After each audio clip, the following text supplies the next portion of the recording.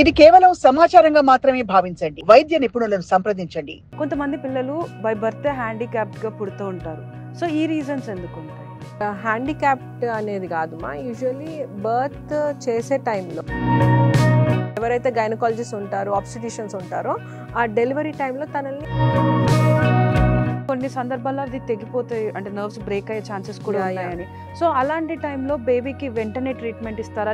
There is something called as pan plexus injury, అంటే almost అన్ని నరాలు తెగిపోయాయి. అలాంటి కండిషన్లో బేబీ చాలా పసికందు, అలాంటి స్టేజ్లో తను తట్టుకోగలుగుతుందా? అలాంటి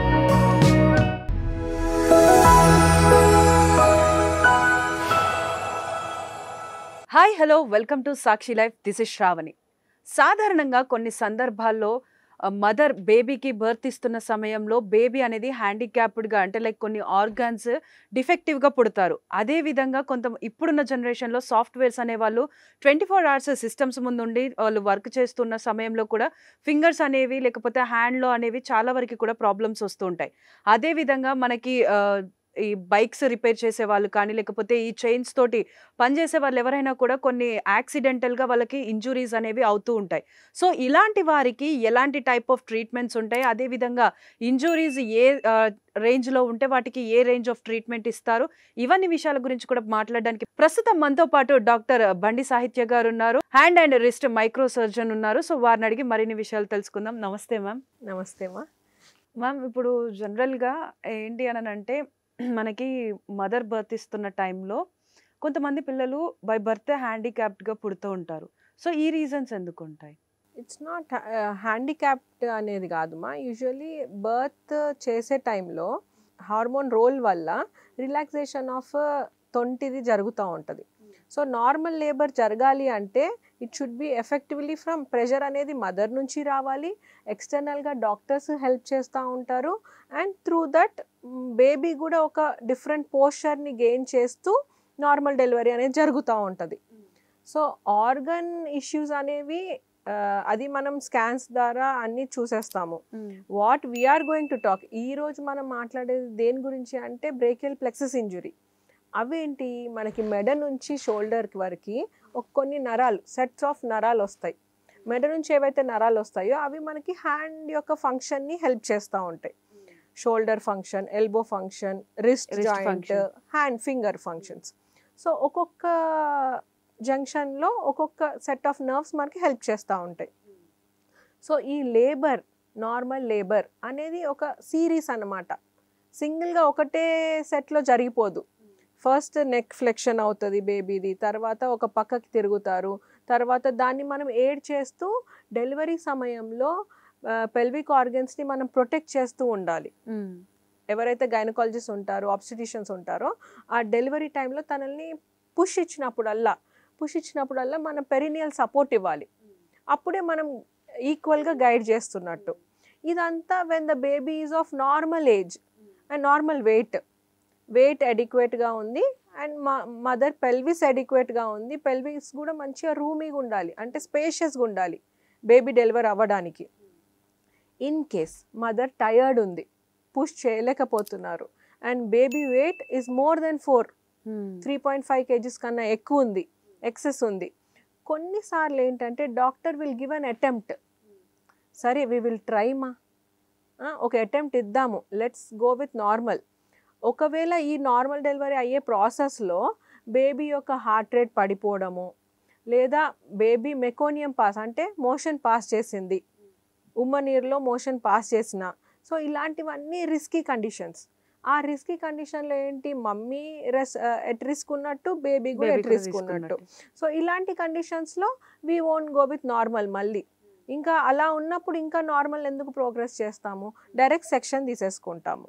కొన్ని కండిషన్స్లో బేబీ సగం వరకు హెడ్ బయటికి వచ్చేసి మదర్ పుష్ చేయలేకపోతున్నారు, టయర్డ్ అయిపోయారు అన్నప్పుడు we use some assisting devices అంటారు.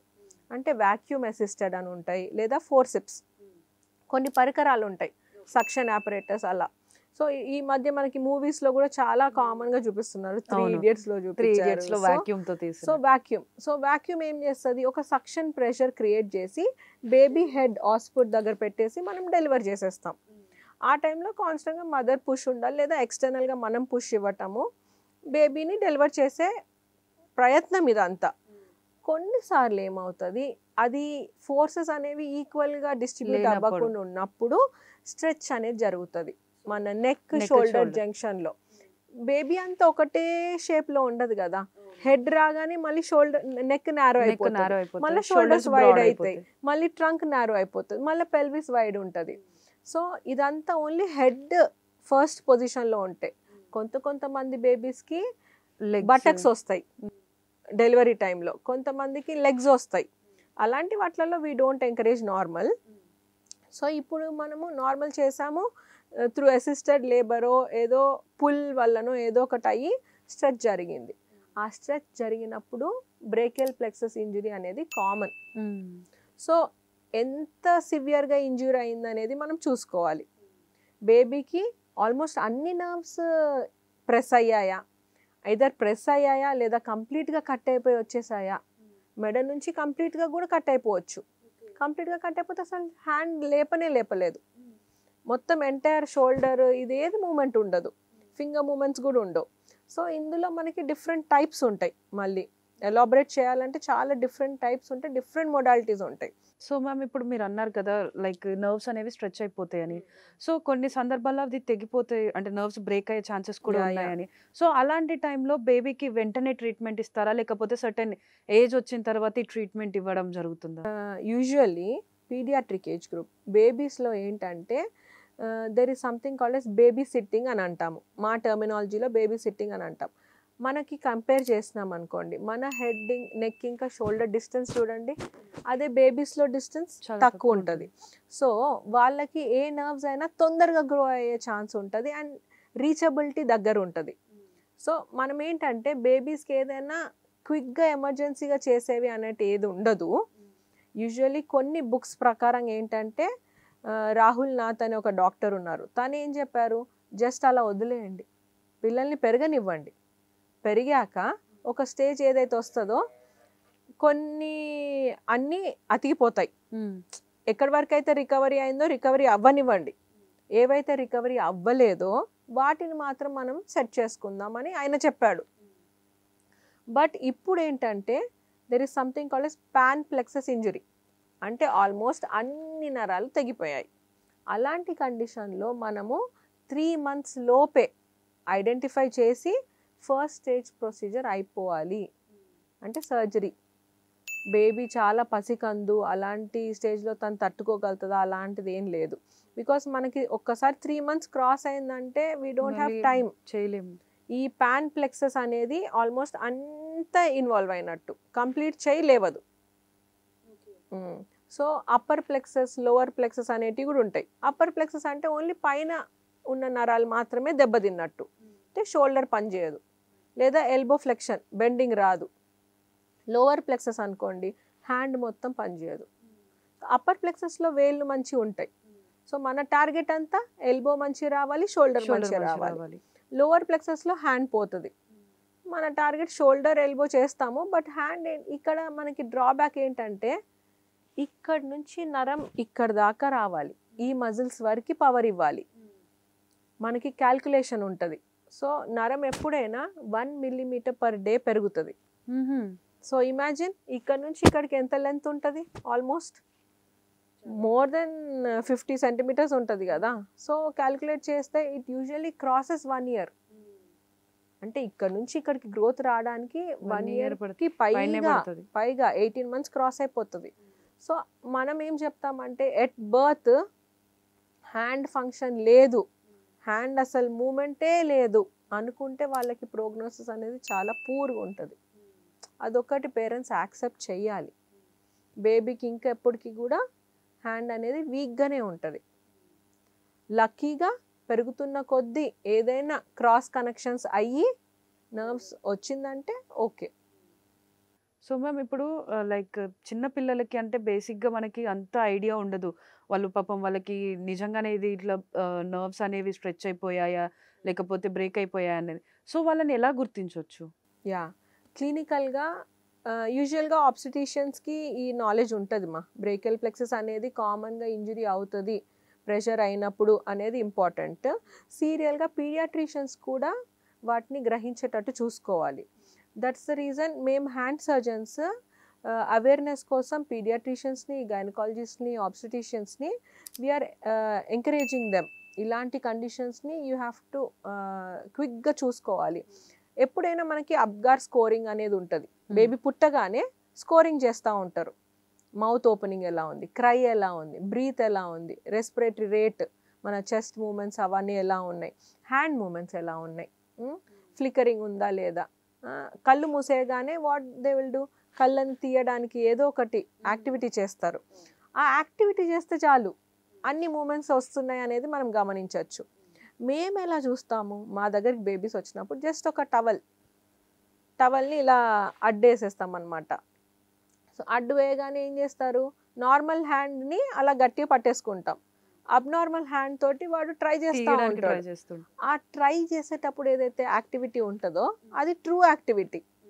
సో షోల్డర్ పనిచేస్తుందా, ఎల్బో పనిచేస్తుందా, వాడు బెండ్ చేసి ఇలా తీసుకుంటున్నాడు అంటే ఎల్బో పనిచేస్తున్నట్టు, ఏం చేయకుండా ఇలా అంటున్నాడు అంటే ఏం లేదన్నట్టు. సో ఇది ఐడియల్ బేసిక్ ఇది కరెక్ట్ అని చెప్తాము. సో నేనేం చెప్పాను ముందు, కొంచెం కంప్రెషన్ కూడా ఉండొచ్చు, ఉత్తిగా ఒత్తుకుపోవచ్చు. అలాంటి కండిషన్లో మదర్కి మేము ఏం చెప్తాము, మీరు ఫీడ్ ఇస్తున్నప్పుడల్లా, ఫీడ్ అనేది ఎవ్రీ 2 hours ఇస్తూ ఉంటారు, ఫీడ్ ఇస్తున్నప్పుడల్లా బేబీని రిపీటెడ్గా యాక్టివిటీస్ చేయించాలన్నమాట. షోల్డర్ని దగ్గరికి అనటము, పైకి అనటము, ఇలా ఎల్బో బెండ్ చేయటము, హ్యాండ్ మూమెంట్స్ చేయించడము, ఫింగర్ మూమెంట్స్, రిపీటెడ్గా నువ్వు యాక్టివిటీస్ చేస్తూ ఉన్నావు అనుకోండి, ఒక్కొక్క జాయింట్ మూమెంట్ చేస్తూ ఉంటే స్టిమ్యులస్ అనేది వెళ్తుంది. సో అది హీలింగ్కి ఇంకా కొంచెం ప్రమోట్ చేస్తుంది. సో మ్యామ్ ఇది చిన్నపిల్లల్లో మనం చూసుకుంటే ఈ విధంగా ఉంది.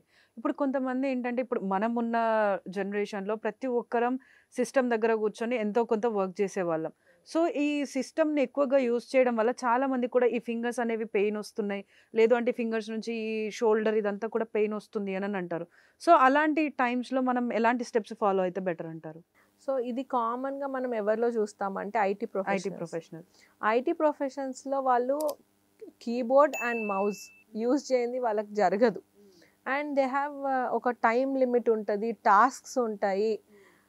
వాళ్ళు ఏం చేయాలంటే ఒక్కటి వాళ్ళు గుర్తుపెట్టుకోవాల్సింది, they have to take breaks. మధ్యలో బ్రేక్ తీసుకోవాల్సిందే. కాన్స్టెంట్గా మౌస్ యూస్ చేయడం, కాన్స్టెంట్గా కీబోర్డ్ యూస్ చేయడం వల్ల హ్యాండ్ ఒక పోస్చర్లో బాగా స్ట్రెయిన్ అవుతూ ఉంటుంది. మనకి మణికట్టులో మధ్యలో కార్పల్ టన్నల్ అనేది ఒక టన్నల్ ఉంటుంది. మణికట్టులో టన్నల్ కింద నుంచి ఒక నర్వ్ పాస్ అవుతూ ఉంటుంది, అదే మీడియన్ నర్వ్ అంటారు. సో ఇలా ప్రెషర్ ఇలా పెట్టేసి మనం ఊరికి కాన్స్టెంట్గా వర్క్ చేస్తుంటే ఏమవుతుంది, ఆ నర్వ్ మీద ప్రెషర్ ఎక్కువ పడుతుంది అండ్ టన్నల్ కూడా నారో అయిపోతూ ఉంటుంది.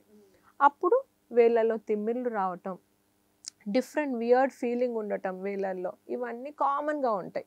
సో మై అడ్వైజ్ ఏంటి ఐటీ ప్రొఫెషన్స్కి అంటే, కాన్స్టెంట్గా ఒకటే స్ట్రెచ్లో పనిచేయకుండా యూ టేక్ అ బ్రేక్. మధ్యలో ఒక 15 minutes బ్రేక్ తీసుకోండి. 1 hour కూర్చున్నారు, 15 minutes బ్రేక్ తీసుకున్నప్పుడు ఏం చేయాలి, you do stretching exercises.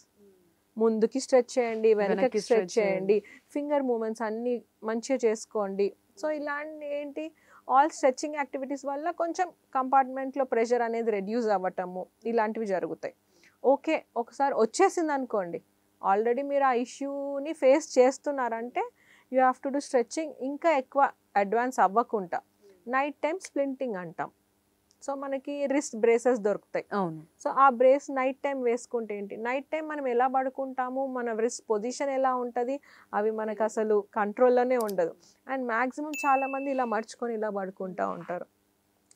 So ఆ రిస్ట్ బ్యాండ్ వేసుకుంటే ఇంకొంచెం ప్రొటెక్షన్ ఇస్తున్నట్టు.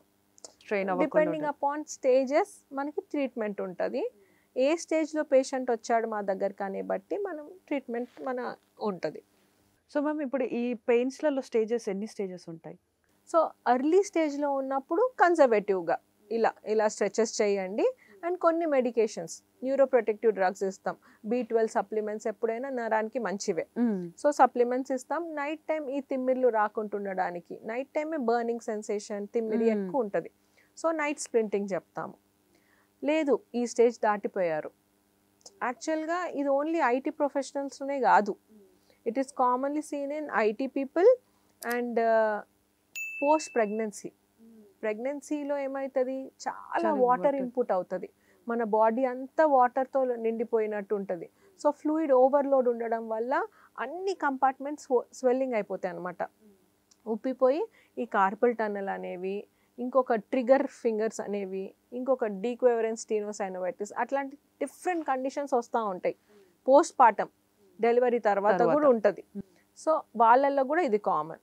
అండ్ ఇంకా కామన్గా అంటే ఎల్డర్లీ పెద్దవాళ్ళలో చూసుకుంటే diabetic and hypothyroid. So diabetic పేషెంట్స్లో షుగర్ ఎక్కువ ఉన్నప్పుడు, అన్కంట్రోల్డ్ షుగర్ ఉన్నప్పుడు, అండ్ హైపోథైరాయిడ్ పేషెంట్స్లో కూడా ఈ కంపార్ట్మెంట్లో ప్రెషర్ పెరగడం అనేది చూస్తూ ఉంటాం. సో వాళ్ళల్లో ఏముంటుంది, you have to tell sugar control చేసుకోండి, థైరాయిడ్ లిమిట్లో పెట్టుకోండి అనేది చెప్తా ఉంటాము. పోస్ట్ పార్టమ్ మదర్స్లో ఏం చెప్తాము, try to reduce weight, water intake అవన్నీ మంచిగా తీసుకొని లైఫ్ స్టైల్ చేంజెస్ చేసుకోండి అని వాళ్ళకి అడ్వైజ్ ఇస్తూ ఉంటాము. ఐటీ ప్రొఫెషనల్స్కి రెగ్యులర్ స్ట్రెచింగ్ ఎక్సర్సైజెస్ అందరికీ ఇంపార్టెంటే. And take a break, me activities నుంచి బ్రేక్ తీసుకోవడం. సో ఒక స్టార్టింగ్ స్టేజ్లో అయితే కొంచెం కన్జర్వేటివ్ చేసుకుంటూ ఇలా మెడికేషన్స్ ఇచ్చుకుంటూ చేసుకోవచ్చు.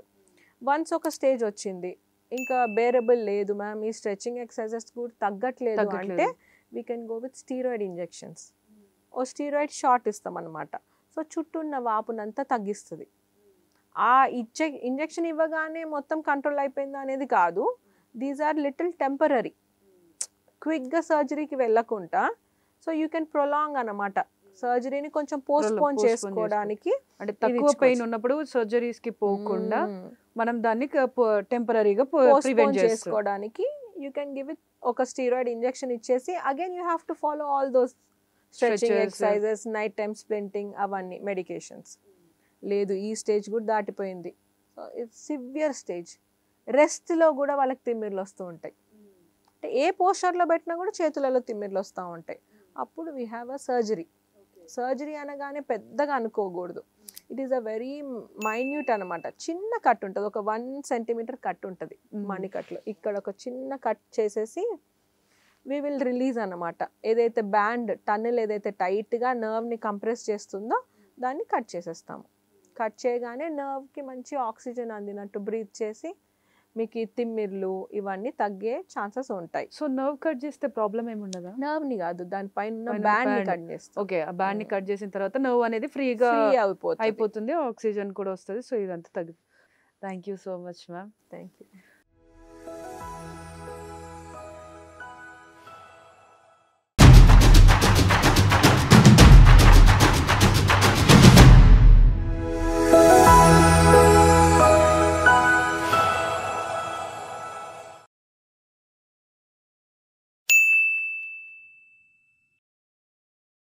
సాక్షి టీవీ ప్రసారాలను నిలిపివేయటం చట్టరీత్యా నేరం. సాక్షి టీవీ ప్రసారాల కోసం మీ స్థానిక కేబుల్ ఆపరేటర్ను వెంటనే సంప్రదించండి.